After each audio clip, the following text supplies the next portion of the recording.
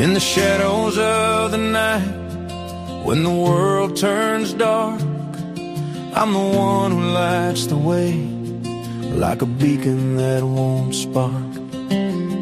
Through the storms of life, I hold you tight, believing in you until the very end of sight. In every tear, in every laugh, I'm there to catch you. Through the pain, through the joy, I'm right by your side without a doubt. I see you, more than just a shadow in the light. Open your heart's door and let love start to ignite. I see you standing tall, even when you fall. And I see you rising up, stronger than before, never small.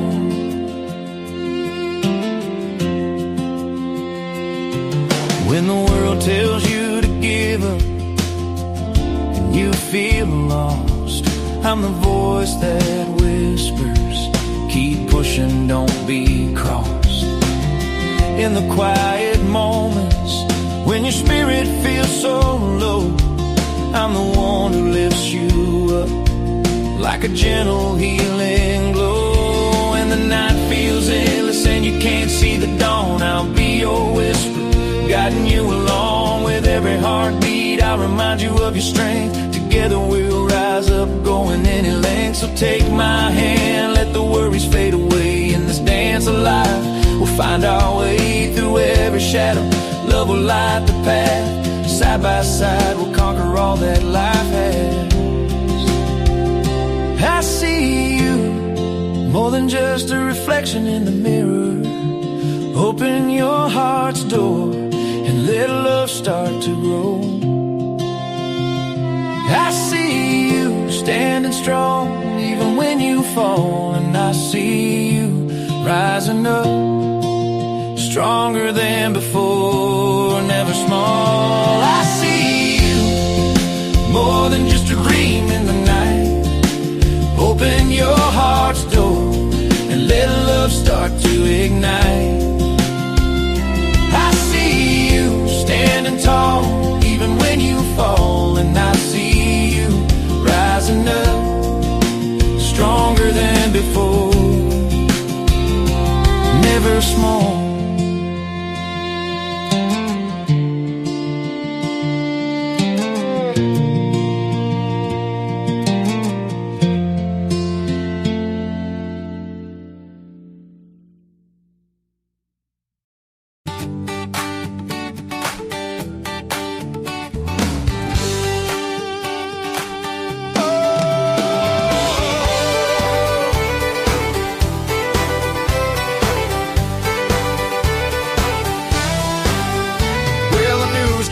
And the world got strange, everybody hollering, everybody complaining. But over on the live stream right about 8, a message starts flying that nobody hates. Brother Don jumps in with a grin so wide, just be cool, flashing on the chat box side. He types real slow like a man with a plan. I think it's time for a safety meeting, man.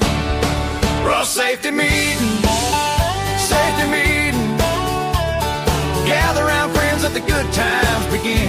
A little laughter, a little truth, a little fellowship rolling through. Brother Don smiling, Fred's making jokes, Hawks on the microphone visiting folks. We ain't running from life, we're just setting the tone at the safety meeting with the family at home. Now Brother Ganja Fred comes strolling in, sounding like he walked out of London again. Says, cheers mates, hope you're all doing alright. I brought enough good vibes to last all night. He'll drop one-liner after one-liner fast, half the chat laughing till they're crying at last. And every time Hawk starts getting too deep, Fred says, easy there mate, don't wake the sheep. Well, safety meeting, safety meeting. Everybody gather when the signal gets sent. No anger, no drama, no No fuss, no fight, just good-hearted folks on a Wednesday night. Brother Don steady, Fred's cracking wise. Hawk's got another crazy theory to analyze. And somehow by midnight we're all still gone down 20 rabbit holes and carrying on.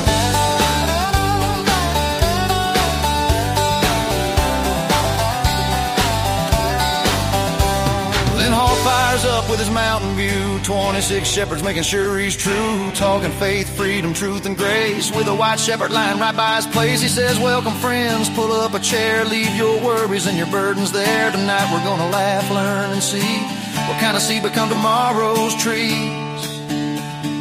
Brother Don says, brother, that's deep. Fred says, I still think you're waking sheep. The whole chat explodes with laughing emojis everywhere.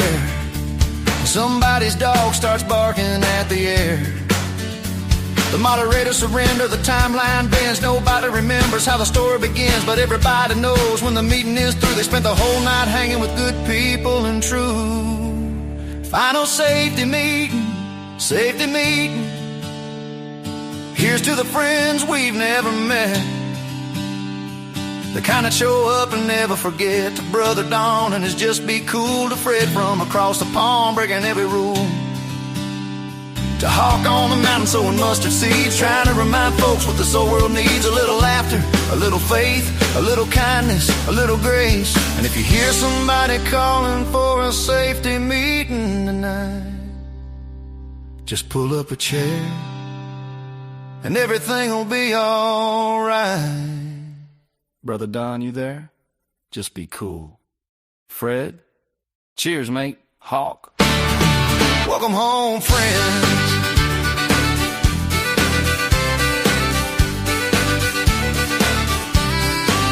Home safety meeting. The down, down.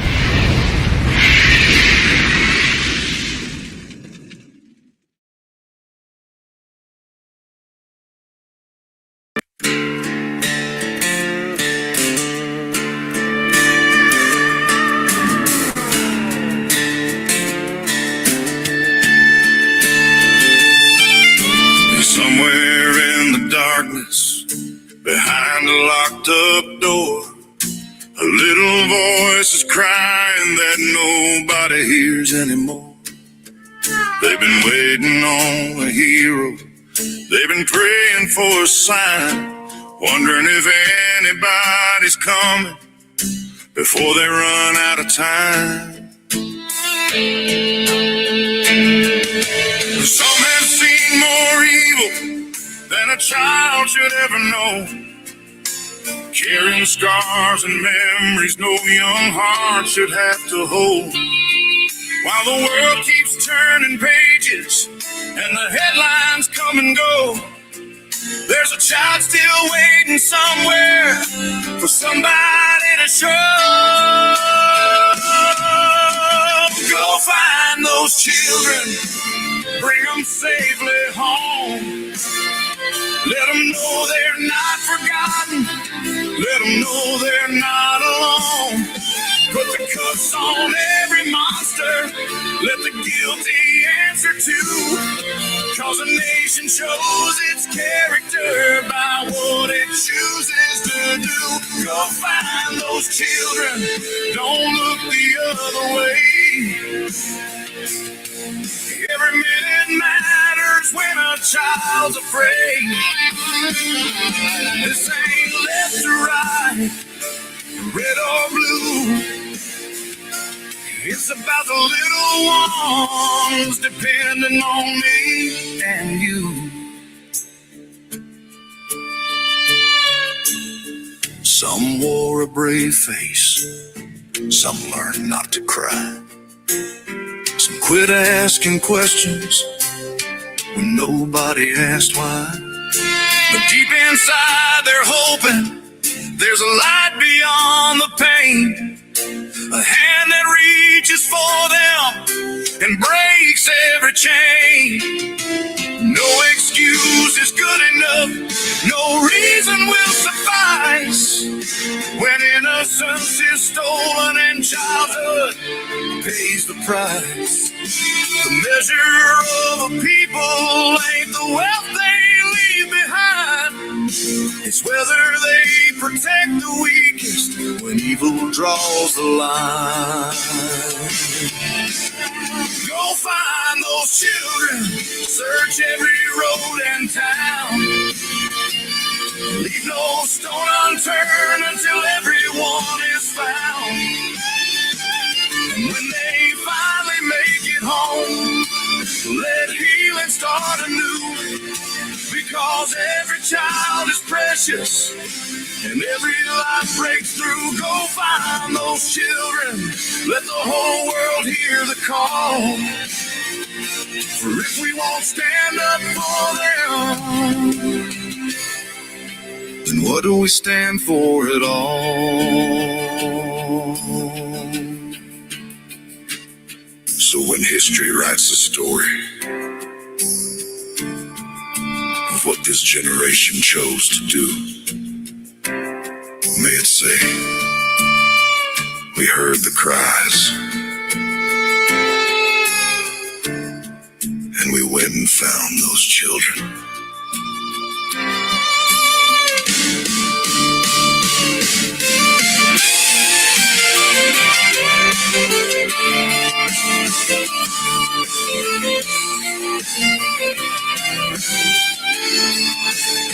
Go find those children. Go find those children.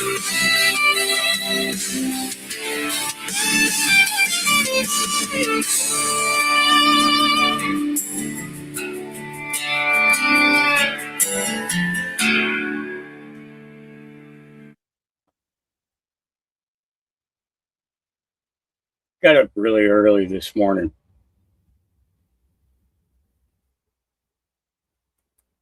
As you could tell, I was thinking. Because when I get to thinking, things come to mind that some that probably shouldn't. Because we oftentimes get wrapped up in the hoopla of the day and don't catch ourselves. We just don't catch ourselves. So memories start flooding back, and my only solace is in writing. I find peace in the Bible, but I find resolve in my writing. Now, what did freak me out was when I produced that, I did 6 different versions of it. Took me a while to get it right. But that voice sounded just like Toby Keith, did it not? Or was it just me? Am I the only one who heard that when that song started? That's what it sounded like to me. Let me get the chat back up on the screen for you guys. Well, actually, let me pull it back down because I got one more song I want to play for you. I did this one last night, and this was after I got done. I got done reading some stuff, and yeah, it'd be better if I just shared it with you, right? Spirit's still moving.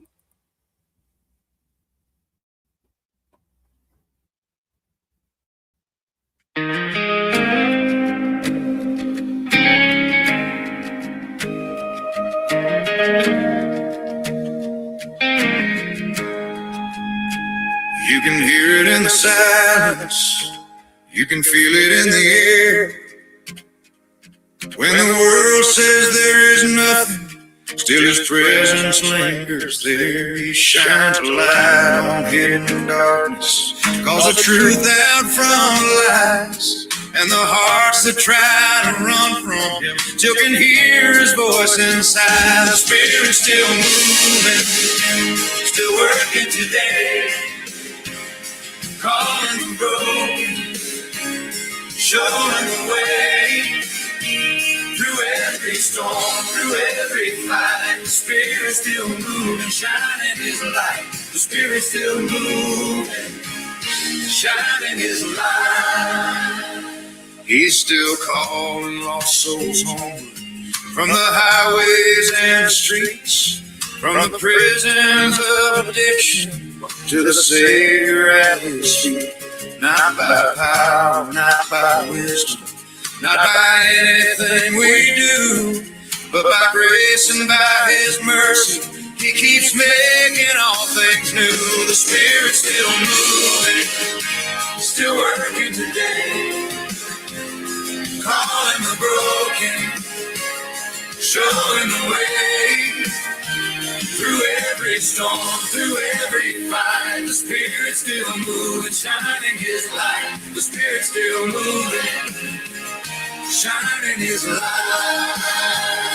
He's still shaping weary levers through the trials and the tears, building faith where fear once lived, giving strength throughout the years. Love and patience, hope and kindness, growing where his people stand. Like a potter at the wheel, he's still working with his hand. The Spirit's still moving, still working today, calling the broken, showing the way.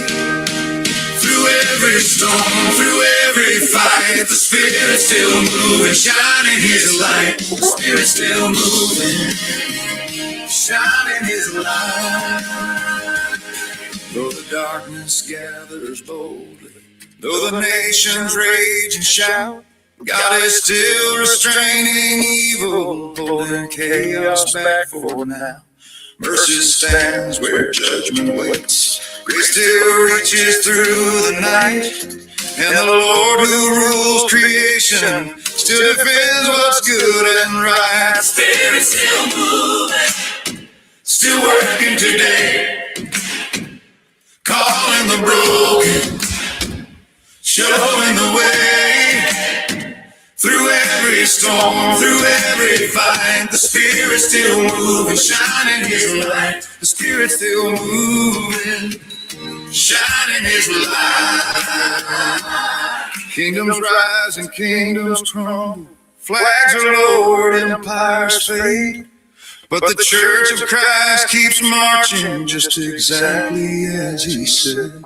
Every prayer and every witness, every soul that's born again is another living testimony of the Spirit among men. The Spirit's still moving, still working today, calling the broken, showing the way, convicting hearts and giving sight. The Spirit's still moving, shining his light. The Spirit's still moving, shining his light.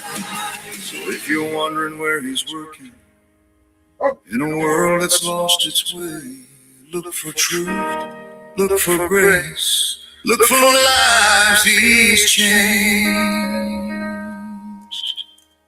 and you'll see the Spirit's still moving today.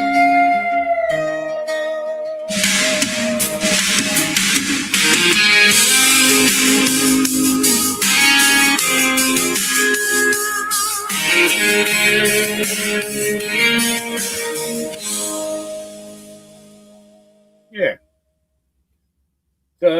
Yeah, I put that one up last night. And when I finished up with work, I went and did that,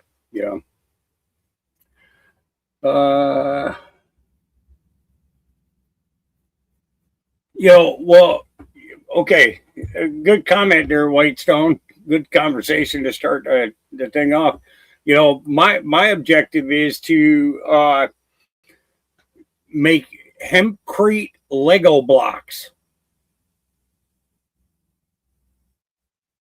You know, hempcrete Lego blocks. That's what I want to do. You can put them together any way you want. You can add new sections and stuff on.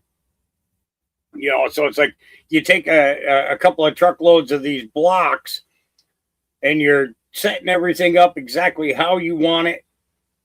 For each, to make your rooms and everything else. Yeah, I think that's a phenomenal idea. And then if we do uh,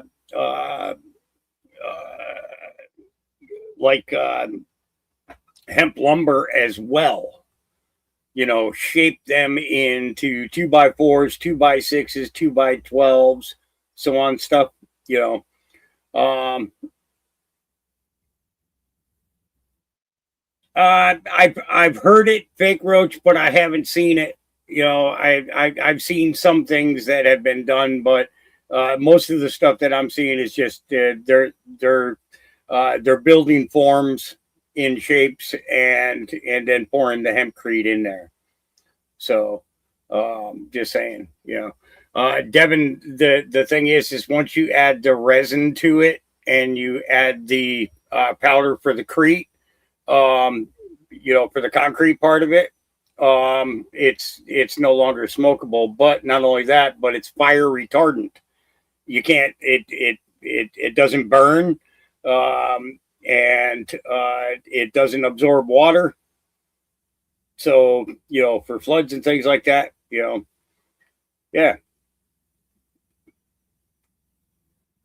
But it doesn't matter if it's already out there. It doesn't mean that I can't do it. I'm just saying. Yep. And it's, I'm just saying. All right, let's go ahead. Let's get into our stuff for today. We got a lot. We got a lot that I've already hit up. Let me jump into my. Well, let's go right here. Hey everybody, Tim Burchett, just leaving the House floor. 2 bills tonight. The big one was the FISA, extends FISA Section 702 from June 12th, 2026 to July 2nd, 26. I've always voted no on that thing. The Fourth Amendment is there for a reason. What's going on down here? I don't know. It's got a bunch of Democrats. Anyway, FISA allows, you remember those illegal search and seizures done during the Biden administration, literally thousands of them. I mean, some of these guys were FBI agents trying to hook up with some lady or something, and it's just pathetic abuse. They could get a warrant without, they could tap your phone lines without a warrant. And as I stated, it is bad under Biden. It's a lot worse under us because we know it was wrong and we're not doing anything to stop it. So voted against extending the FISA warrants. Also, there was another bill, I think it was calling out terrorism or something, condemning actors seeking to defraud the United States government. Whatever.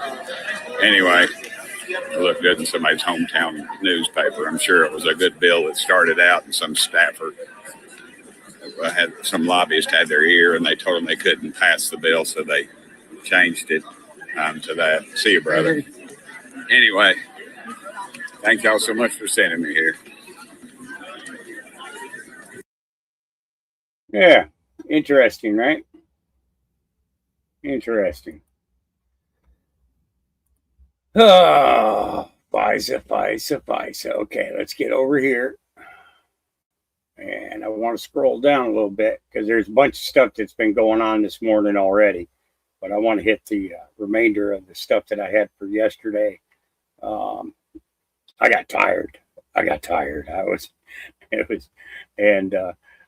actually. Oh, give me 1 second. I got to flip this switch. Okay. I'm gonna end up having to We're probably going to go about an hour and a half today at the most, and then I'm going to need to take a nap because I am suffering from over caffeine, so I need an over coffee caffeine nap. I don't know if you know what that is. It's when you've had way too much caffeine and you need to take a nap. Yeah. All right. Okay, so this is where I want to start right here. All right. So a doctor says, holy crap, an Indian man has just been arrested on a federal criminal complaint that he defrauded a bank out of nearly $100 million. FA, I'm not sure what the FA is. Federally appointed U.S. Attorney Bill Asali says Mahendra Makhajani, 44, faces up to 30 years in prison. He came to the U.S. from India, is now facing a fuck around finding out, thanks to the DOJ's massive focus on fraud. So maybe that's the fraud something. We'll figure it out as we go along, probably. Keep the arrests coming.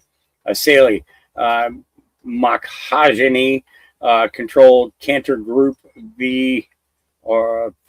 Cantor Group 5 LLC, a Newport Beach-based company that had a lending agreement requiring it to pledge only first lien real estate loans to the victim bank. Makhajani falsified title policies from September 2024 to April of 2025 to make it appear Cantor held first lien positions when other creditors were ahead.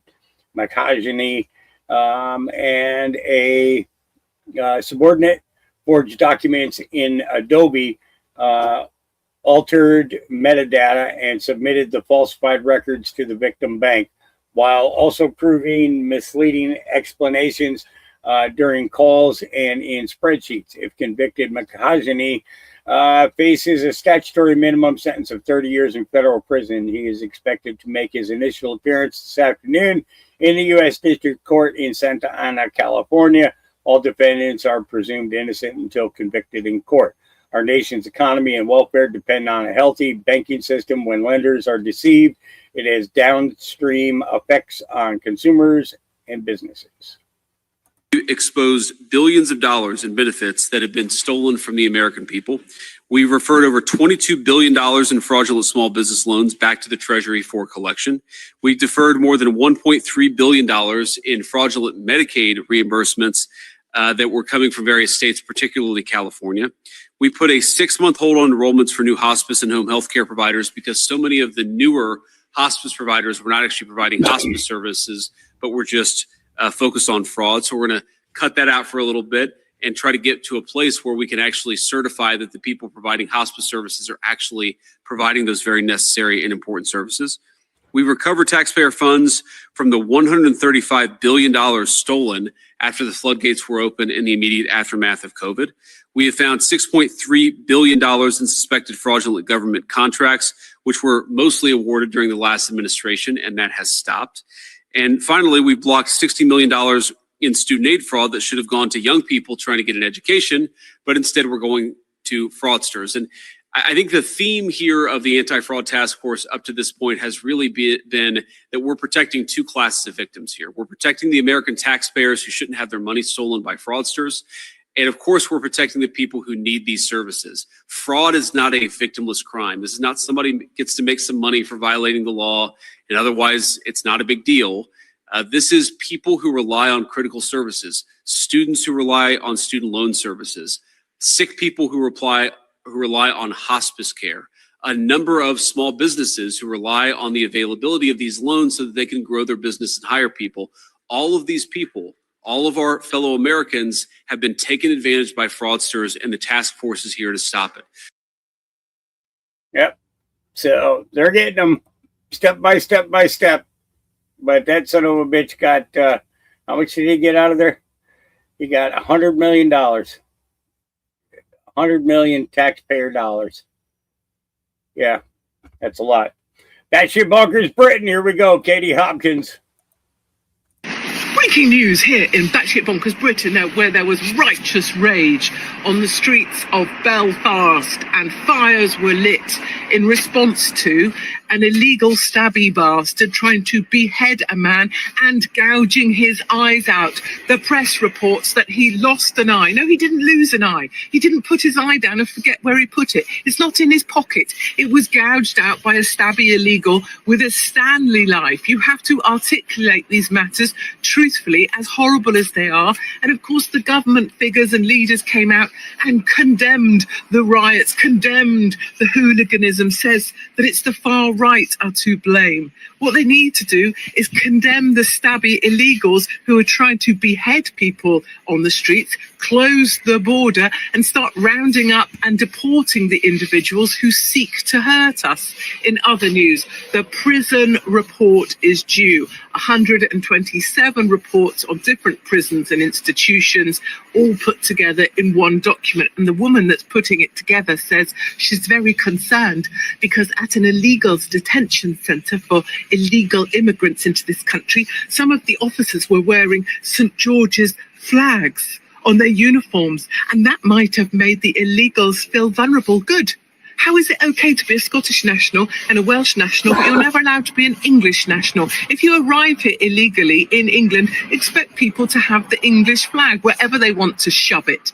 And finally, my loves, Rachel Reeves, ceramic bobhead hair by Lego, one of the window lickers on the Sunshine Bus, has announced that us, the British taxpayer, are going to give £5,000 to businesses that import labour from overseas. Yes, importing labour from overseas at a and we have 13% unemployment and 1 million young people out of work. You couldn't have a policy that was more out of kilter with the national mood if you tried.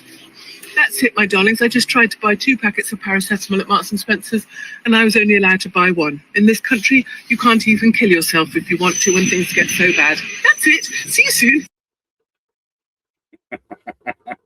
You got to admit, she's a little crazy. She is. She is. Yeah. And then let's go here. Today, I'm going to talk about one of the strangest results in the LA County vote in the June 2nd California primary. And that is the passage of Measure ER, a 0.5% sales tax increase that will take the sales tax in Los Angeles County from a very high 9.75% to the almost unthinkable 10.25%, one of the highest in the country. Why did this happen? County officials put this measure on the ballot because they say that county health services are going to run out of money. And they blame President Donald Trump and his One Big Beautiful bill, which made some reforms to Medicaid funding going to the states. It didn't actually cut that funding, it just slowed the rate of growth. But whatever the cause, LA County voters have been saying for months that the cost of living is intolerable. In fact, it's driving tens of thousands of people to leave. And in our own poll at the California Post, we found that the cost of living was the #1 issue for voters in this election. Initially, it looked like Measure ER, the tax increase, was going to fail. But with late ballots coming in, especially for Nithya Raman, the tax increase passed. It came in just over 50% and continues to do better. So what happened? Well, perhaps voters were swayed by the county's arguments that they needed this money for healthcare. Perhaps people were simply confused. They thought maybe they were voting for a tax on other people, but it's not a tax on billionaires. It's not a tax on rich people. It's a tax on everybody. And in fact, sales taxes tend to be more regressive. They hurt the poor more. Maybe there was some fraud, or just maybe the same left-wing interest groups that managed to organize a late surge for Nithya Raman in the voting also organized a yes vote on Measure ER. Whatever the reason, the cost of living is going up in Los Angeles County. And the next time people complain, remind them, LA County voters chose a higher sales tax. In case you had any doubts that the vote wasn't rigged in Los Angeles County, it is 100% true. Voters were going to reject the sales tax increase. It was losing. And then when the late night mail-in ballots came in, all of a sudden it flipped and the sales tax increase passed. Here's the most damning part. It actually came in with Nithya Raman's ballots. So they basically pushed her through and the sales tax increase through. It's rigged.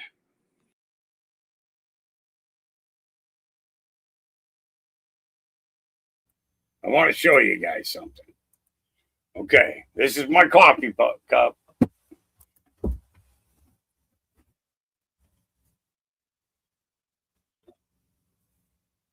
And this is my coffee pot.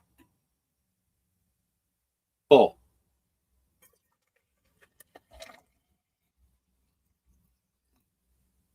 So I guess you could say I'm on my third pot of coffee today.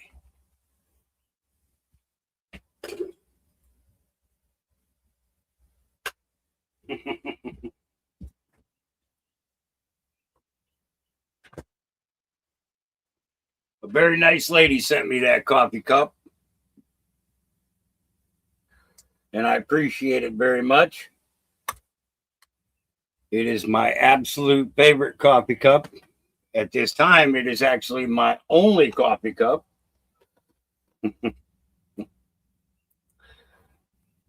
All my other cups got ruined in the old building.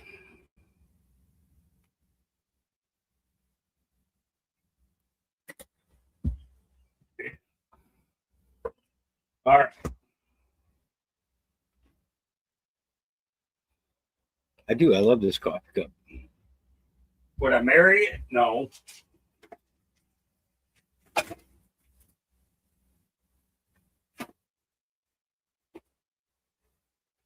But there's love without marriage.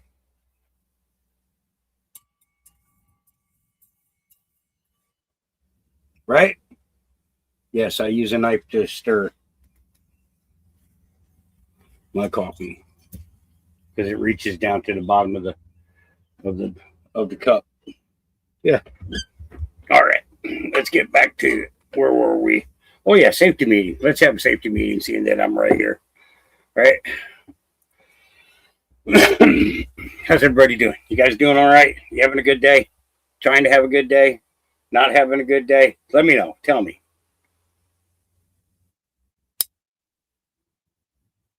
What are you talking about? A little coffee with my creamer? I put the whole pot fits in there.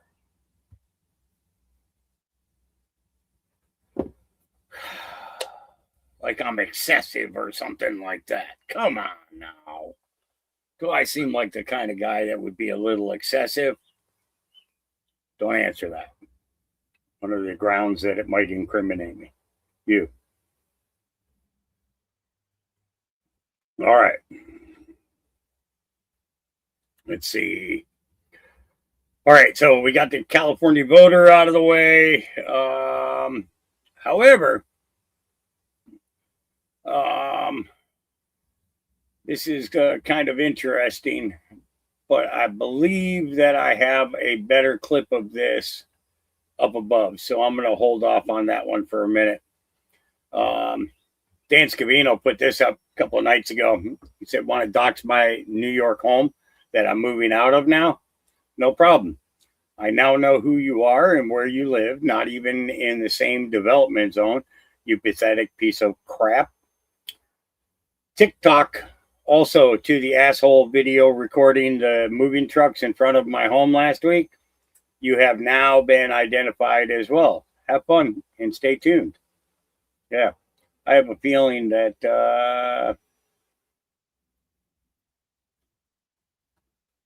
if this is true, then there will be something. Yeah. So, yeah. So, Summer Lee. They are playing psychological warfare with us. They are hell-bent on beating us down to our face and then telling us that, we're the ones who are crazy. And we got to fight back against this. So you know what? I have just not engaged in that topic of them trying to give like insurrectionists some dollars, because we got to control the things that we can control. And they want Black folks to feel like they're poking, like that they're knocking the wind out of us, right? That's what they need us to feel that way.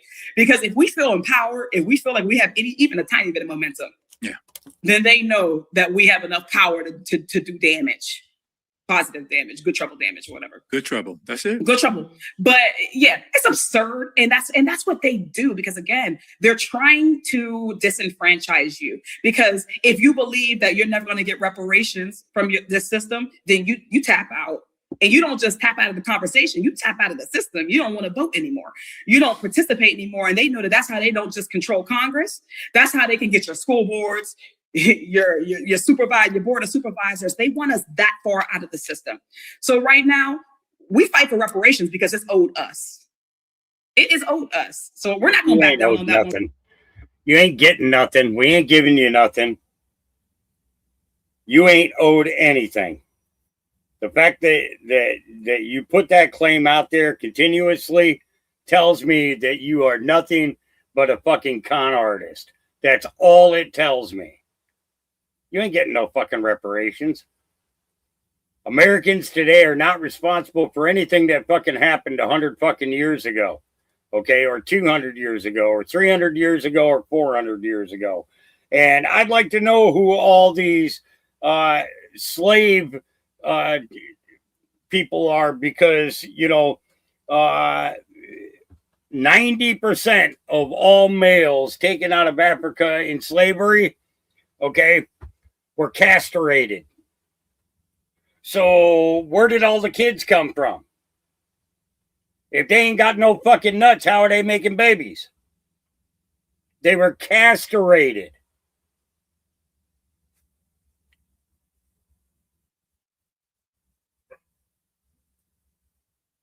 So where are all the babies coming from?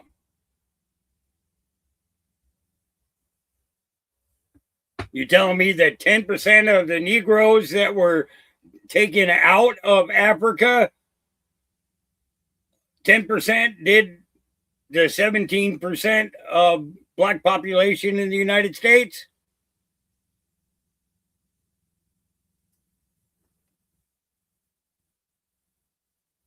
Just saying, it's ridiculous.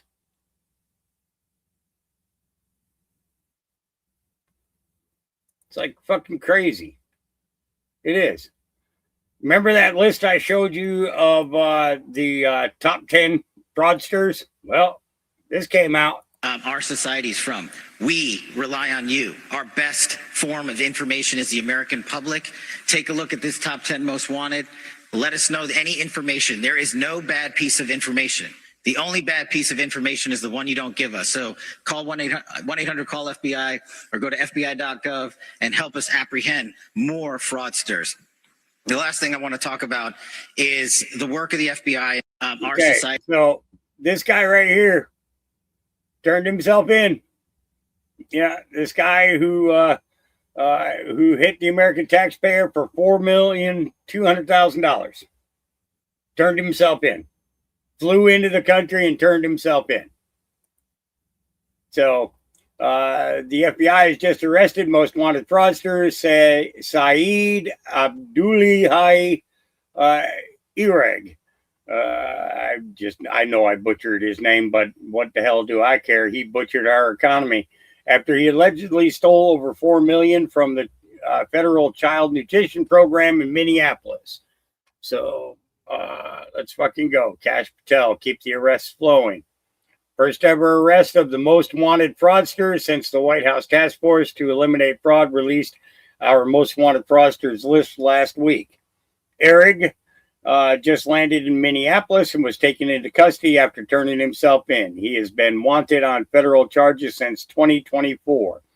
Eric allegedly stole over $4 million from the federal child nutrition program, Minneapolis, during the COVID-19 pandemic of 2020-2021. He allegedly falsely claimed to have served meals to children in need, claiming fake reimbursements from the government, and then laundered the money through foreign accounts to fund a lavish lifestyle. He is charged with conspiracy to commit wire fraud, and money laundering. Yep. That's simple. That's simple. All right.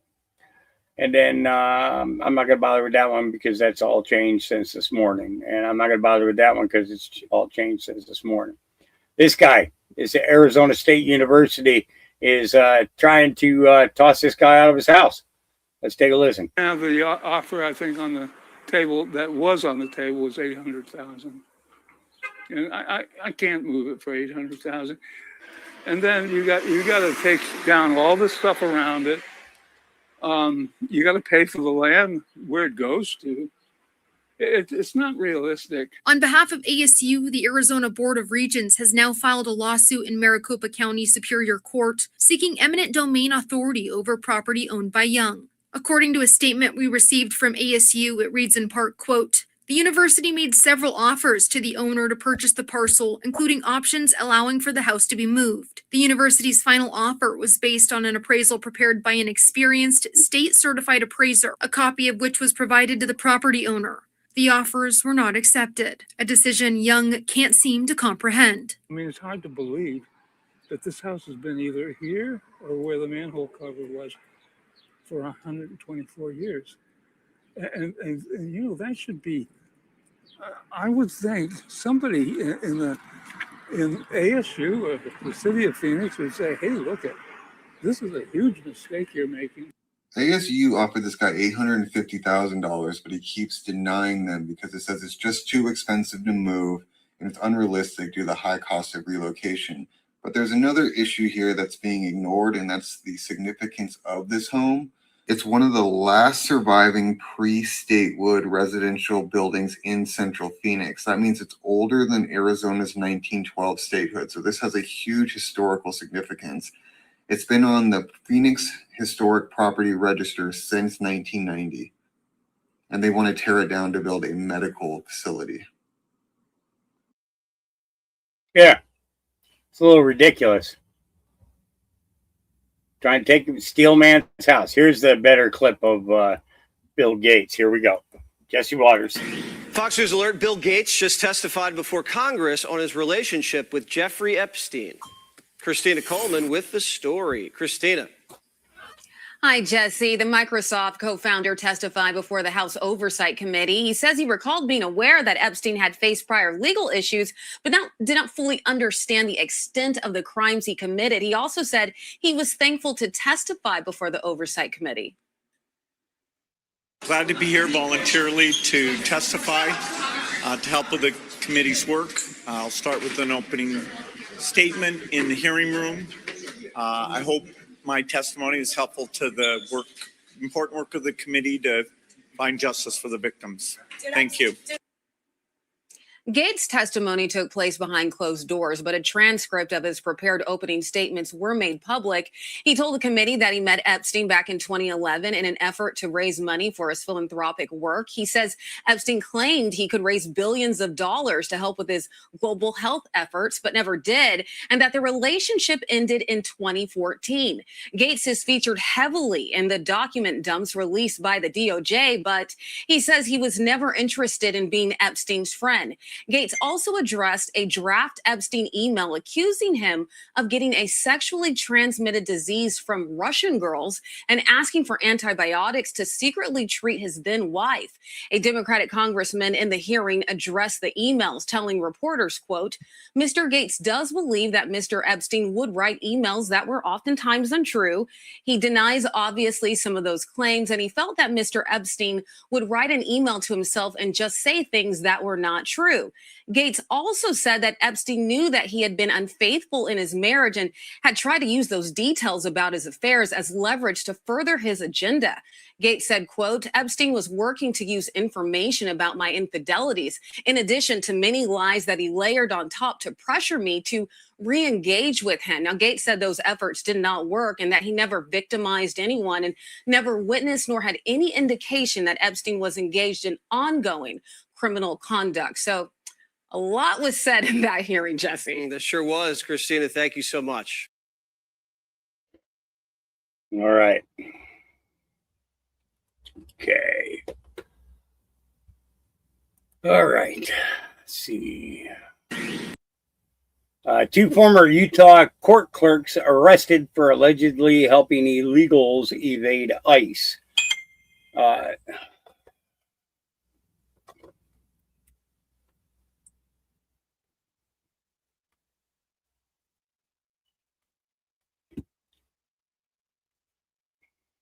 Where's the, give me a second. I'm just turning the volume down on my phone.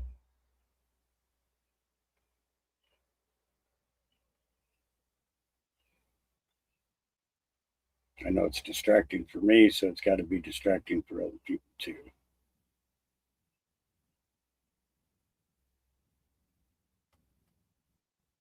Okay. All right. Okay, where was I? Jennifer Joma, 27, and Lauren Kelsey Morrow, 26, were working at the courthouse when they learned ICE was there to arrest an illegal. Then they allegedly helped multiple illegals escape through a side door and flipped off the security camera on their way out before driving off with the illegals. Fox News alert, Bill Gates just testified before Congress on his relationship. Deserve to go to jail. Sit there for quite a while. Be a good thing. Be a good thing for you. Yeah. All right. And then we got some Mike Steger from Promethean Action coming at you. Here we go. Give me a second to get the banner up there for it. Here we go. I bet you remember this nursery rhyme. Humpty Dumpty sat on a wall. Humpty Dumpty had a great fall. All the king's horses and all the king's men couldn't put Humpty Dumpty back together again. Nursery rhymes are a part of human culture. They stay with us for a long time and are handed down from one generation to the next during our earliest years. And yet they're always changing. It was with Alice in Wonderland that Humpty became an egg that cracked into a gazillion pieces. But however Humpty fell, he was seemingly impossible to reassemble, that some things can't be put back together again. And the question today is, can Western civilization be put back together again? When we look at America today, we see so many problems. Go on social media for too long, and you might be afraid to walk out your door. There are so many divisions and fractures. Violence is escalating. The flood of illegal immigrants, combined with decades of reckless policies, have antagonized racial and generational divisions. The media then exploits these divisions and drives us into fear and rage. Leave aside those hoping to instigate race violence and civil war. These are more like characters straight from Wonderland. They've lost any sense of reality. But for most people watching the news right now, they're being handed a binary choice. Today, one side is screaming that collapse is inevitable, that the economy is just a big bubble, that the stock market is another dot-com hysteria of overpriced AI corporations, that data centers will destroy all of us. Now, there are real problems, but the situation is painted as if there is no pathway out of the crisis, that there's no option but to tear everything down, to implement some ideological utopia that discards all of civilization. There are even now some Democrats who realize this utopian rage isn't selling. The Obama types, the Carney option, politicians who say they want to gravitate towards the center. They want to sound more practical. We know this is just a veil for more radical destruction. We've seen this approach for decades. But on the other side, people in the media point to the Dow Jones and say we're back on track. Everything is good to go. Just clean up the streets and let the good times roll. This doesn't instill fear and panic, but it misses the deeper issues, and it can undermine the deeper changes that are key to our success. Because the real problem is that metrics like the stock market are the wrong dials. We all want cheaper gas prices and more affordable homes. But more than anything, we want to know that our sacrifices are going to mean something, that we're going to pull this ship together for future generations. And in this context, looking at the stock market to measure true success is like trying to get milk from a bull. The real question is, can our civilization be put back together again? And if so, how? By the end of this video, I'm going to show you how it can be done. In many ways, the answer is staring us in the face. It just doesn't fit expectations. And why would it? First, I'll show that the change happening in America today is big. It's even transformative to jobs, the energy, the industry. But this is still just the surface. Underneath it all, beyond all the day-to-day propaganda, is where the real change is taking place. I'm Mike Steger, and I've been fighting for the revival of the true United States for over 25 years. If you have a sense that America is engaged in something deeper than just quarterly GDP results, and if you want to be a part of it, then hit the like and subscribe. Sign up for our free newsletter in the description, and help us get this channel to 50,000 strong. Okay, let's start with the hard numbers. The May jobs report came in at 172,000 new jobs, more than double what Wall Street expected. And these are jobs for American citizens, not illegal immigrants. But for 3 straight months, jobs have far exceeded expectations. March and April together came in 93,000 jobs higher than first reported. And these are not despite the trade disruptions. These are because of the tariffs and trade deals, despite what the Wall Street Journal wants to say. Then there's energy. American electricity demand is hitting record highs. In Texas alone, the gas plants waiting to connect to the grid have jumped more than 400%. There's also an $80 billion federal partnership to kickstart a nuclear renaissance and build 10 new nuclear power plants. We're building the physical backbone of an industrial nation again. Steel, turbines, transformers, microchips, and reactors. For the first time in 26 years, America is now outproducing Japan in steel. And on top of that, corporations are building on American soil. Micron, $200 billion in major fabs in Idaho and New York. Eli Lilly, $27 billion in factory buildout. Stellantis, formerly Chrysler, made the largest U.S. investment in its history. This is not just a press release or stock buybacks. These are factories that will employ thousands of Americans, creating long-term jobs and economic investments into small towns and cities. But is that it? Is the answer just the economy starting to get better? The West is saved? Smash subscribe. See you next week? Clearly not. Because even under Biden, there were energy investments, though it was solar and wind. There was construction of auto plants, but it was for EVs. There were even chip fabs. But it was all because the government was handing out money. Massive government spending and regulations, which created massive inflation, raised energy prices, and the prices of cars and everything else. But if you measure the way the economists measure GDP, payrolls, the Dow Jones, you would say nothing's different. Inflation is growth. But what if the measurement is the mistake? Then we have to go deeper. The first priority is to address basic economics. If we don't change the productivity of America, we can't solve any other problems. Real production is upstream of all other cultural problems. And when it's all finance, there is no investment into the working class. All of your investment stays in finance. So instead of measuring finance and stock prices, we need to start measuring our new production. How many gigawatts of energy are available on demand? That's real energy, not just when it's sunny. Or how many heads of cattle do we have? Not what are the profits of the meat packers? What are the wages of the American factory workers? Not how many illegal immigrants did we employ last month? This is Economics 101, and we're finally getting back to basics. We're investing into productivity, and we're also measuring productivity.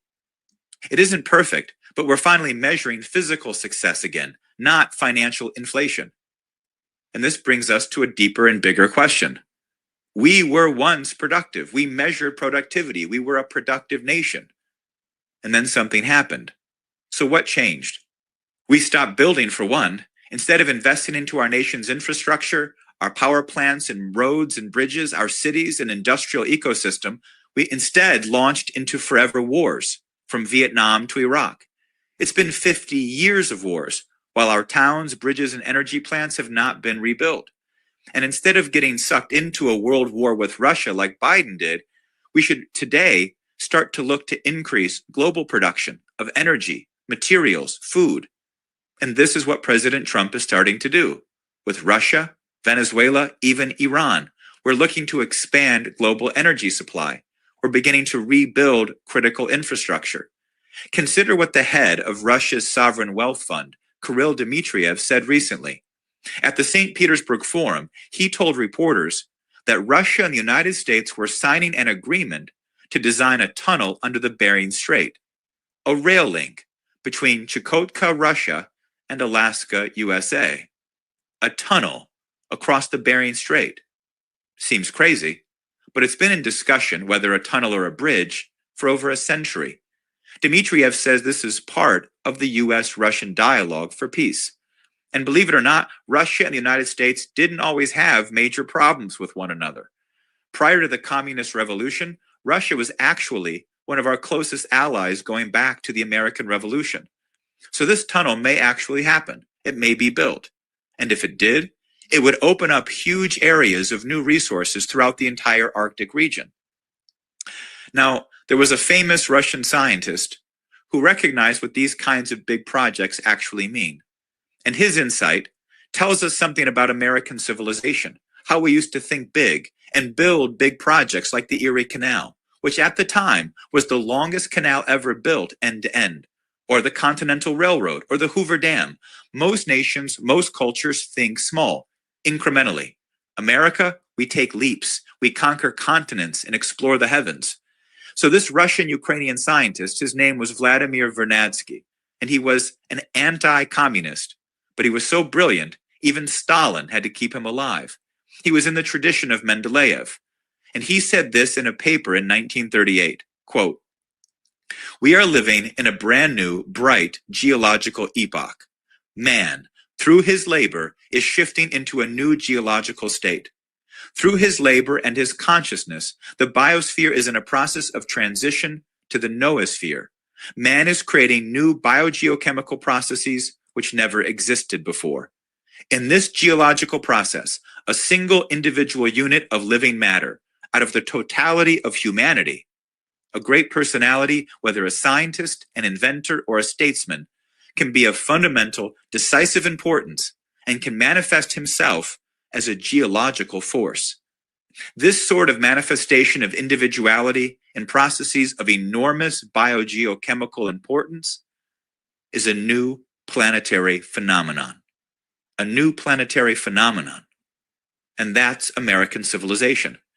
It's also the end of this insanity called the climate apocalypse, because we saw a continent before us and shaped our destiny.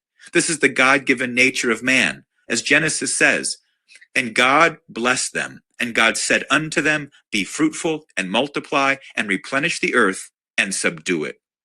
It was in America where this principle of mankind became clearly demonstrated. In some ways, it was always there, made in the image of the Creator, as the Old Testament says. It's part of creation. The pyramids of Egypt, the great canals of China and Europe, conquering fire, even navigating by the stars across the oceans. Mankind has shown its ability to be a geological force on the planet for a long time. But it was here in the United States, not under kings or tyrants, but by a self-governing people, where this principle took hold. President Trump today is awakening that spirit. He's ending the climate apocalypse. He's ending the regulations on mankind's greatest power to solve problems by growing, expanding, and increasing our productive powers, not by shrinking and becoming small. This idea of man as the greatest geological force in all of creation is a core tenet of our civilization. For too long, it's been about ideological purity, fixating on free markets when only men are free. Markets are competitive, or caring about the polar bears and carbon emissions rather than building the strengths and talents of our fellow Americans to shape the destiny of creation itself. Reviving our civilization means improving the lives of our fellow Americans.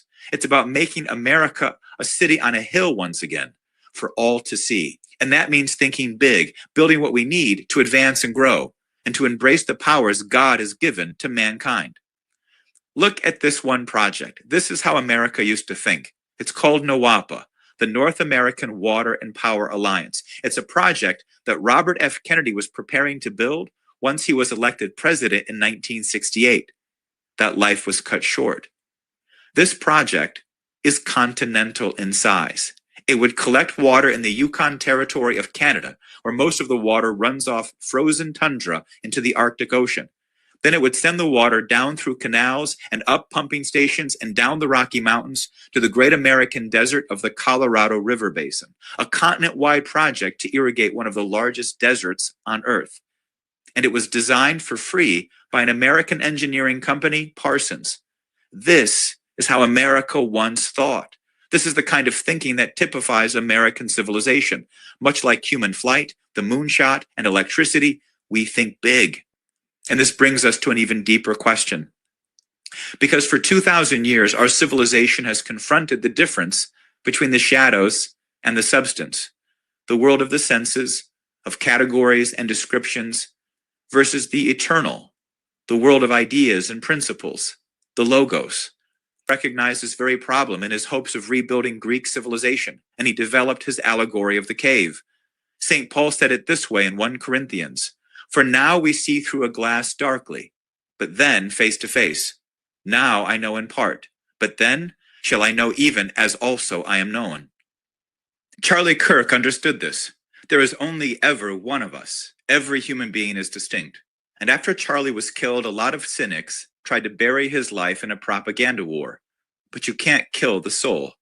Charlie refused to treat politics and religion as two separate academic boxes. He saw them as one project, a project of culture, of civilization. To him, politics and religion was the same question. What did it mean to be a good man, a good Christian, a good citizen? It's the same question. And this is key to rebuilding our civilization today, because our civilization springs from a universal question, that all men are created in the image of God. And this is not a description, it's a challenge, a potential to fulfill, because out of the ashes of Rome emerged a new kind of civilization filled with this potential. We didn't build it in parts, we pursued the oneness of truth, that truth exists and can be accessed only by the mind of man if we have the courage to pursue it. And we aren't going to rebuild it in parts today. Politics, religion, beauty, truth, all those things we have to revive and make whole again, all have one source. And you can see this kind of culture reemerging. There is a revival of this kind of thinking in the younger generation today, that undying light in the growing darkness. Young people are drawn, not by tradition per se, but by the inner light of the mind towards truth. Charlie saw this. He engaged it. He brought it into the arena of politics, and he turned campuses into theaters of high debate. He sought to unify the nation and the church. And there is a growing ecumenical cause today to end the divisions and factions, to value our unity in the eyes of God rather than our divisions. This is what makes nations strong. It's what allows nations to see our shared common destiny as sovereign nations. And what many miss is that it's not just in politics. This is a question for all of human culture. Even science itself cannot exist without a soul, without a mission to conquer the stars or to geologically shape the earth. There are no categories. There are no ideologies that exist in the Logos. There is one universe, and we have been put here to advance, develop, subdue, and grow. And either we grow as a geological force or we perish. That's the mission of America. We are the arrowhead of Western civilization. President Trump is now exposing the lies. He's cleaning up the mess. He's starting the reconstruction. Our task is to break out of the cages of smallness and to begin to think big again, to rally the nation, to unify around the blessings of God and our role in creation. And that's this overview. Click like and subscribe, sign up for the newsletter, and thanks for watching.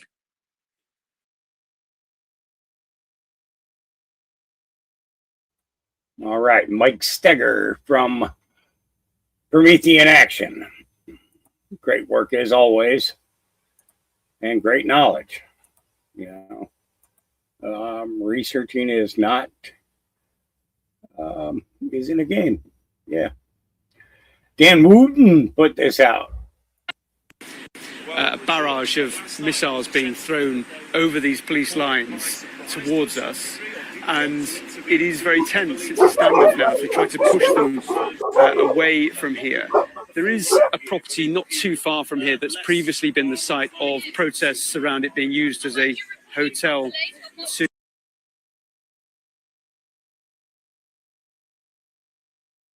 And I was stopping that on purpose there because I want to go up to this one. Okay. From the girls' point of view. He's back on Sky News. Right, up again.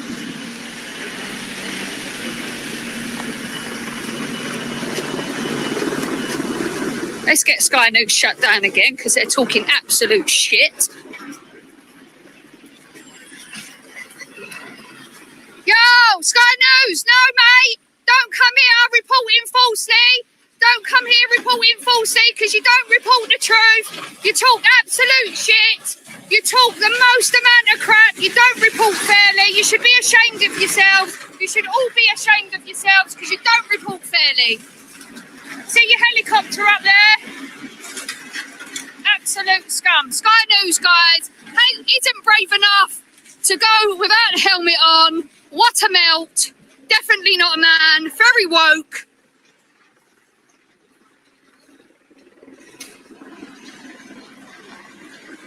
Absolute pieces of shit. Report correctly. Report the truth, because you might actually have people that respect you. Here they all are. Oh, imagine having... Oh. Here, look. Have they stopped again? Stabbed in the throat, multiple erupt. I'm talking at one of your sons. Brought up from. Pathetic. Thank you. Another one. Oh, we all hit. Yeah. I'm on a phone. Or in the world. Yeah, that's Guys, what are you doing? Don't come down here and report. Don't report down here because don't touch me. Don't even think that you're going to put your hand on me. I'm not your missus, all right? Don't touch me. You see these? Sly News. Sly News. Sly News. Sly News. Tell him not to touch me. He touched me. Put your hands on anybody again. We get the rest of our lads down here. We get you out. Because they want to report going on this. Get yourself off. Where you go? Yep. And then the police get involved. Finally, it's just, we don't want you to know the truth. We don't want you to know the truth. So, yeah. So, because I only got a few minutes left here, so I want to make sure I get more of this in. Secretary John Healey has in the last few minutes resigned from the cabinet in an excoriating letter to Sir Keir Starmer. He tells the Prime Minister, "You have been unable and the Treasury unwilling to commit the resources that the nation needs to defend this country at a time of rising threats." Just to repeat that news, the Defence Secretary John Healey has resigned from the government, becoming the second cabinet resignation within the last 30 days. This is a crisis for the Prime Minister. Yes, he says he was left with no other option than to submit his resignation as your Defence Secretary. He says he does so with great regret and reluctance, but he's been pushed into this position to resign from government as a cabinet minister. Mark White is going to join us to discuss this. Mark, this is a huge moment for this government.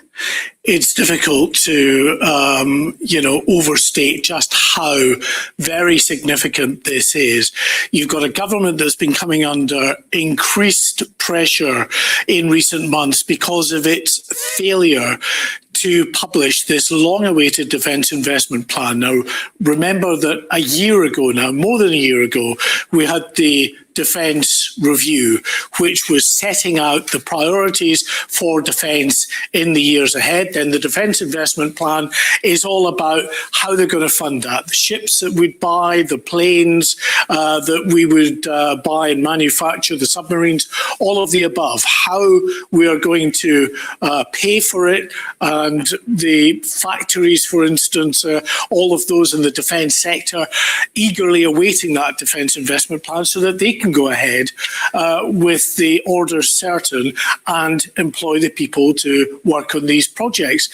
And companies have been going to the wall because they've not been getting the certainty from the government. And it's clear that what has been happening is this almighty row behind the scenes between the Defence Department, between the Treasury and other government departments who are now being asked to try and make cuts to provide the money for that defence budget because the Treasury has been playing hardball with defence, despite the fact that our Prime Minister has been all around the world on the international stage, telling the world what, a responsible international leader he is, that with the changed environment around the world, that Britain is investing heavily now in defence, that putting its money where its mouth is. Well, it hasn't. And on that point, Mark, we now have a picture of the rather long resignation letter John Healey has written on the screen. You mentioned the Prime Minister has been saying we need to increase spending. This letter gives us a little bit of an insight into what those behind-the-scenes discussions were. John Healey writes, without a defence investment plan that meets the moment, I am being forced to make decisions that would reduce the readiness of our forces and increase the risk to personnel on operations that could make this country less safe. He then goes on to say, in the most extraordinary way, after explaining this to you, Prime Minister, that I would not be able to accept a defence investment plan settlement that does not give the forces the resources they need, I'm now left with no other option than to submit my resignation as your Defence Secretary. It's absolutely devastating. If it were any other government and any other Prime Minister, you would think that such a devastating letter like that to the Prime Minister, whose first responsibility is the defence of the realm, would do for that Prime Minister. That would be the end of that Prime Minister. But we know with Sir Keir Starmer, he has been battling on various challenges against his leadership and calls for him to go. He's not going anywhere. And I think, this will be treated as one more obstacle for him to overcome. But there is no getting away from it. This is a deep crisis now for this government. We are in a situation where one of the most senior cabinet ministers, a defence secretary, it's not one of the great offices of state, that's the Chancellor, the Foreign Secretary and the Home Secretary, but it's up there, it's definitely next in line. And as I say, the first duty of any government is the defence of the realm. We have known what a parlous state our defences have been in for some very considerable time. The government has told us, he stood the Prime Minister on lectern after lectern, telling us about how this government is investing. Here is the Defence Secretary, now former Defence Secretary, calling him out, effectively saying, you are telling untruths, you are not putting your money where your mouth is and investing in the defence of this country that you said you were going to do. And he hasn't been able to show the authority to tell other departments, sorry, you're going to have to cut your spending a little bit so we can put it in defence. Yeah.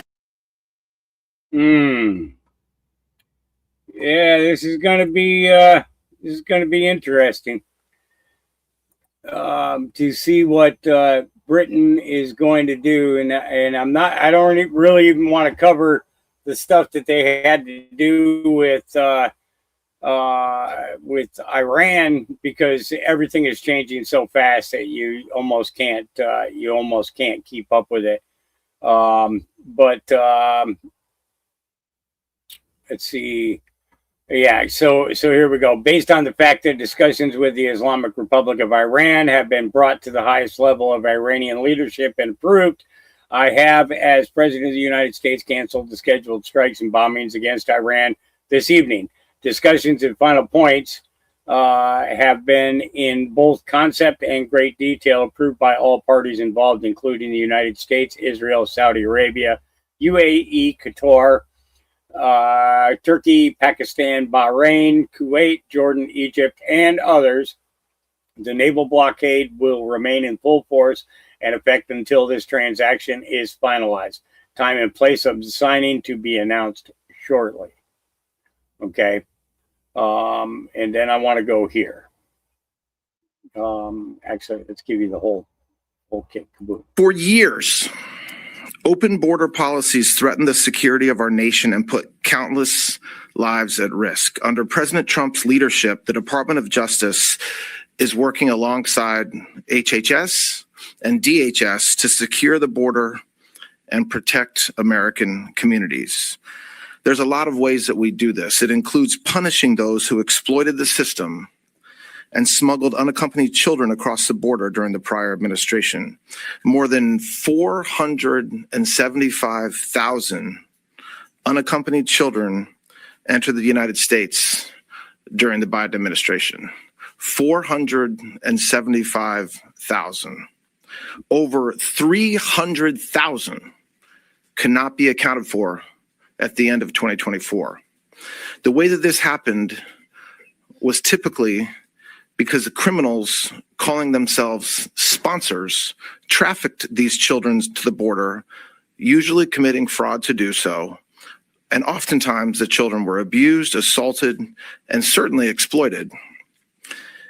In some cases, individuals would sponsor multiple children, which required them to lie to government personnel and on government forms, claiming they were close relatives when in fact they were not. They would use fake or stolen identities and make other false claims during the application process in order to obtain custody of the children. I think I'm stating the obvious that when government fails to protect our borders, it is the most vulnerable who suffer. And this department and this administration has zero tolerance for unlawful activity and is committed to protecting children who suffered the consequences of open borders. Today, we are announcing the indictments of 3 individuals: Maritza Kawik Koch, her brother, Carlos Agustin Kawik Koch, and Gladys Marina Call Chen. This was out of the Northern District of Ohio. All 3 are illegal aliens from Guatemala who allegedly took part in a wide-ranging conspiracy to smuggle more than a dozen children into the United States by scamming the system and exploiting the loopholes created by the last administration. This is one example, one indictment, but it is not unique. There are over 15,500 super sponsor cases that we have identified along with DHS. And again, these super sponsor cases are when somebody sponsors more than 3 children, unrelated, and they're unaccompanied minors that come in the United States. I also want to announce today from the same district in Ohio, the Northern District, the sentencing of another criminal illegal alien who was convicted, also from Guatemala. He was a 27-year-old man who came to the United States, smuggled in a 14-year-old child by submitting false paperwork and lying on the forms, claiming to be her brother, proceeded to sexually assault this young woman. And these 2 cases, while only 2, help explain how what was going on is really the stuff of nightmares. Now, these charges brought by the Department of Justice show the important partnership between HHS and DHS and with the Department of Justice. All of us are going after those who illegally brought children to this country. Yep.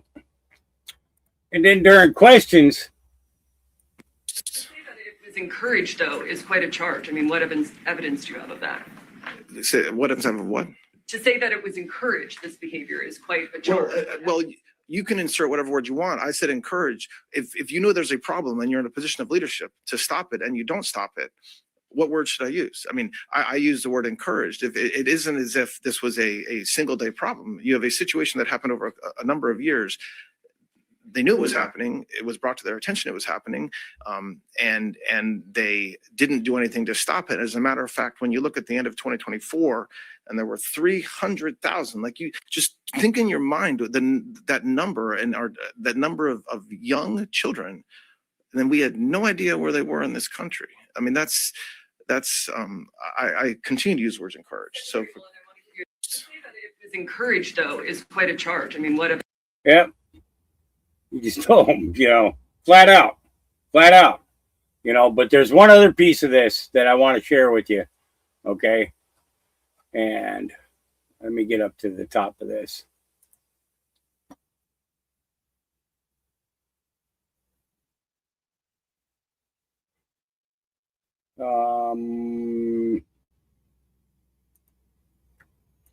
Right here. Here we go. Ask Secretary Mullen to come and say a few words now. Thank you.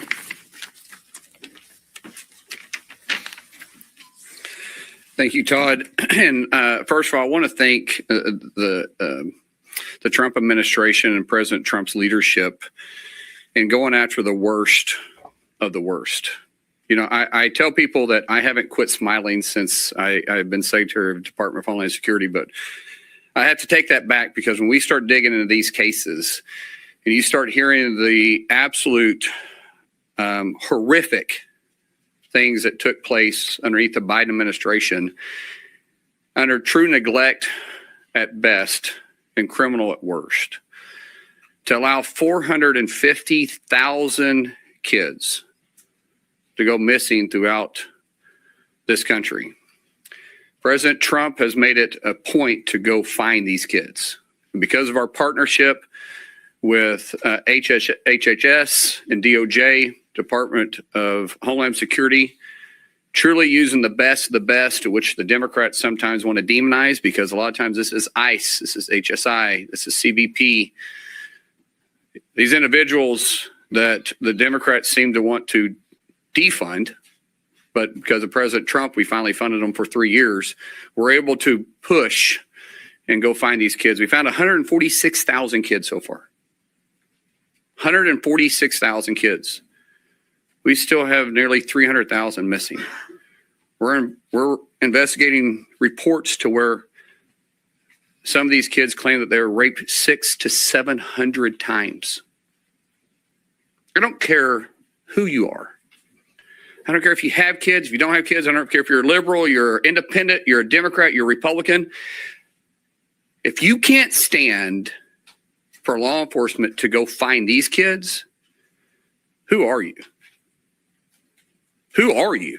Every leader should understand what's going on. And do you know where we're finding the most of them? Sanctuary cities. Because they know they're safe. That's why they're called sanctuary cities. Because of President Trump's leadership, we're going into those sanctuary cities. We have mayors like Mandami in New York who want to say you're not welcome. As a mayor, he knows what's happening on the streets. He knows who he's harboring, and at this point in abating. By saying that we can't go operate, we're going to. We're going to go find the worst of the worst. We're going to rescue as many kids as we possibly can. We're going to enforce our nation's laws, and we're going to right the wrongs that the Biden administration turned a blind eye to. It's because of President Trump's leadership. It's horrific to what's happening right in our own country because of 4 years of a blind eye that allowed unvetted sponsors to come pick up 450,000 kids on our borders, knowing their reports, while the Biden administration was in office, their own reports was reporting that over a third of the females, regardless of age, was sexually assaulted before they made it to their border. They knew it was human traffickers that were trafficking these young kids to the border, and then they were unvetting or refusing to vet the so-called sponsors, and there was zero wellness checks. And they want to claim that Republicans, because we're enforcing the laws, is inhumane somehow? What's inhumane about taking care of our kids? As a father of 6 with 3 young girls, I will do whatever I have to do. I will move heaven and hell to go find these kids. And guess what? The same individuals that the Democrats want to demonize every single day, which is our law enforcement, is out there doing that job. And I am proud as I can possibly be to sit here as secretary to say, because of our relationship with DOJ, with HHS, and this administration, we're going to find you. And those that preyed on these young kids, we're going to bring you to justice. We're going to charge you. And we're going to work side by side with Todd Blanche and DOJ to make sure you pay for your crimes. So I want to thank President Trump. I want to thank Secretary Kennedy. I want to thank Acting Attorney General Todd Blanche for helping us fight against the worst of the worst and bringing them to justice.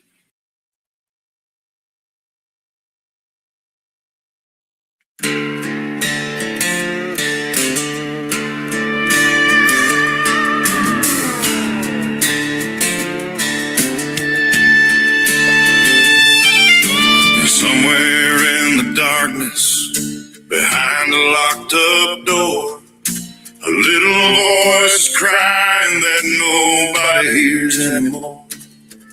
They've been waiting on a hero, they've been praying for a sign, wondering if anybody's come before they run out of time.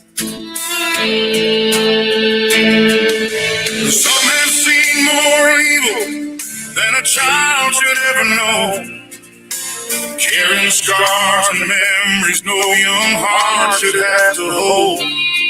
While the world keeps turning pages and the headlines come and go, there's a child still waiting somewhere for somebody to show. Go find those children, bring them safely home. Let them know they're not forgotten. Let them know they're not alone. Put the cuffs on every monster. Let the guilty answer too.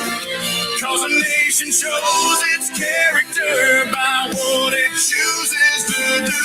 Go find those children. Don't look the other way. Every minute matters when a child's afraid. This ain't left or right, red or blue. It's about the little ones depending on me and you.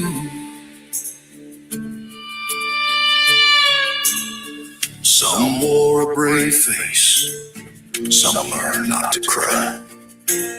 Some quit asking questions when nobody asked why. But deep inside they're hoping there's a light beyond the pain, a hand that reaches for them and breaks every chain. No excuse is good enough, no reason will suffice when innocence is stolen and childhood pays the price. The measure of a people ain't the wealth they leave behind, it's whether they protect the weakest when evil draws the line. Go find those children, search every road in town. Leave no stone unturned until everyone is found. And when they finally make it home, let healing start anew. Because every child is precious and every life breaks through. Go find those children, let the whole world hear the call. For if we won't stand up for them, then what do we stand for at all? So when history writes a story of what this generation chose to do, may it say, we heard the cries,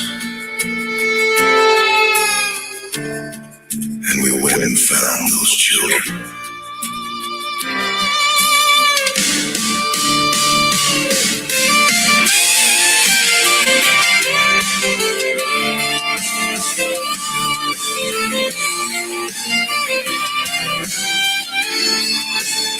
Go find those children. Go find those children.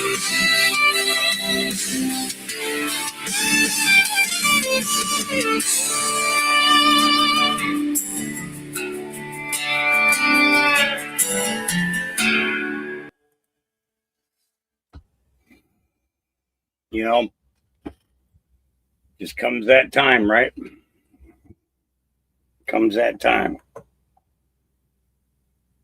Father God, creator of all things heaven and earth, we want to thank you for every moment, every second of grace that you have given us. And we see the warning signs, and we speak on it. We share the message every opportunity that we have. Your children will be saved. It doesn't matter what country they come from. If they're here, they will be found. And we thank you for giving us the law enforcement men and women that are out there doing just that. The organizations that are actually out there doing the right thing and not utilizing their positions to further themselves along in the corruption that they've been part of. We thank you for every soldier, sailor, Marine that has participated in helping the recovery of all these things as well. We thank you for the healing that you're giving our families, our family members, ourselves through these difficult times that we're going through. And Lord, we know that in the end, you always win. Please understand that our patience is about up, though. We're getting to the point where we're just getting good and mad. And we want you to give us the peace and the calm that's necessary in order to help guide people through all of this. We ask that you sustain our strength, replenish our armor, and give us this day. As Samuel once said, give us this ground. As they fought the battles against the Canaanites, against the Philistines, the Amorites, and the many others that tried to destroy your people.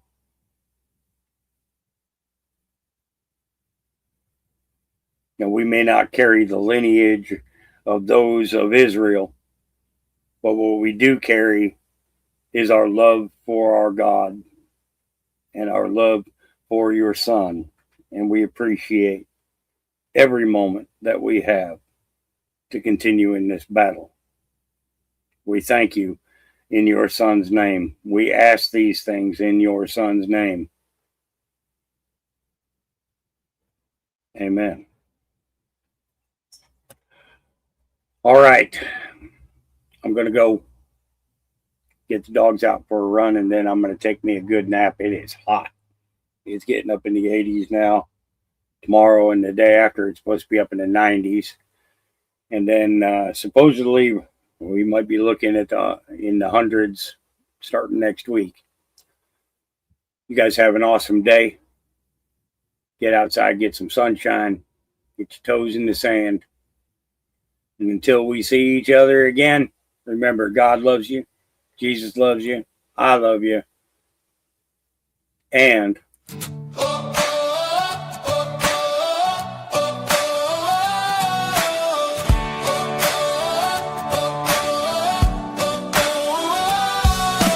woke up this morning to a world on fire. Everybody shouting, climbing walls of wire.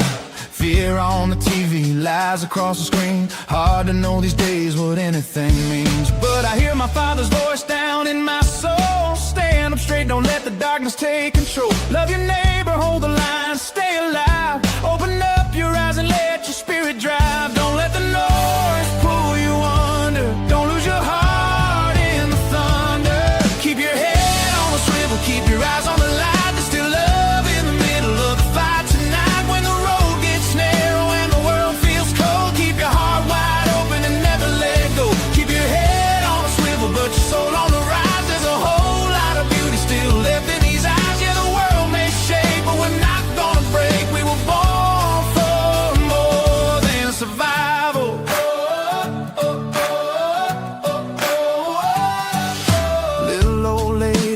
from a porch swing, kids on the sidewalk still learning to dream. Somebody praying in the middle of pain, somebody dancing in the pouring rain. There's still good people helping strangers stand, still working hard with calloused hands, still holding family, still holding faith, still finding hope when it all feels late. Don't let the fear define you, there's still a fire inside you.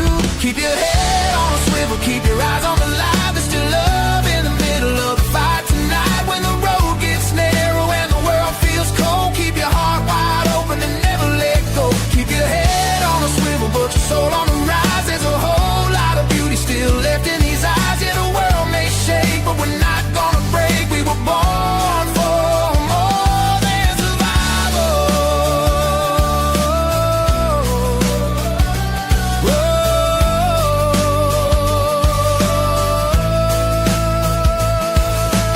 Oh, don't forget who you are. You were made from the dust and the stars. Oh, even when shadows fall, love is still the strongest thing of all. Keep your head on a swivel, don't lose your grace. Every scar tells a story, every soul has a place. And if somebody stumbles, you help them stand tall. That's the kind of strength that can heal us all. Keep your head on a swivel, keep your faith alive. There's still hope for tomorrow as long as we try. Yeah, the world may change, but love remains, and that's how we survive. Keep your head on a swivel. Keep your heart full of love, full of love, full of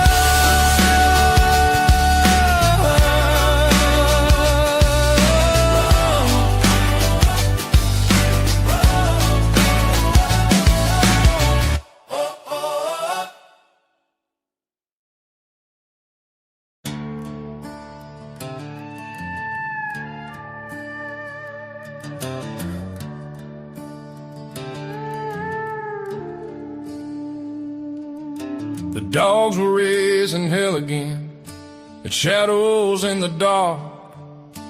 26 old guardians sounding every farm alarm. The fire danced beside the camp, throwing sparks into the night, while the moon hung over Hawks Farm like a lantern in the sky.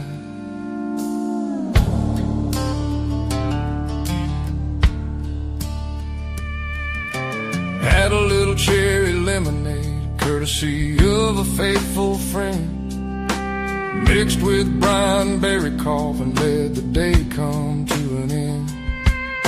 The smoke rolled slow through cedar trees, the worries drifted too, and for a little while the world forgot what it was trying to do. And this is my happy place, just a fire and open space.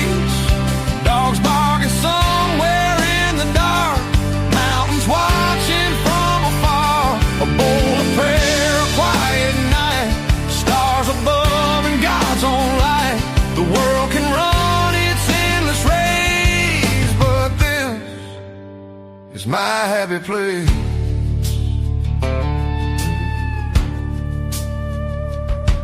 Every scar I've ever carried, every burden, every loss, seems a little lighter sitting beside those embers and that cross. The shepherds keep their vigil like they've done 1,000 nights, and somehow all that barking just reminds me life's alright. Yeah, this is my happy place, just a fire and open space. Dogs barking somewhere in the dark, mountains watching from afar. A bowl of prayer, a quiet night, stars above and God's own light. The world can run its endless race, but this is my happy place.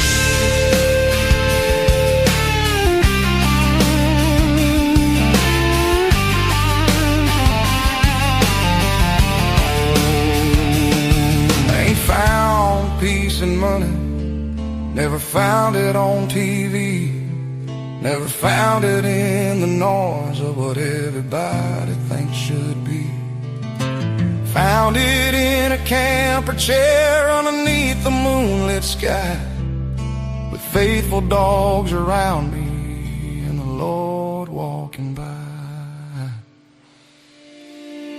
Yeah, this is my happy place, where time slows down and grace falls soft as mountain moonlight across this weathered face. Just an old man and a shepherd, thankful for another day. And if heaven feels like anything, I think it feels this way.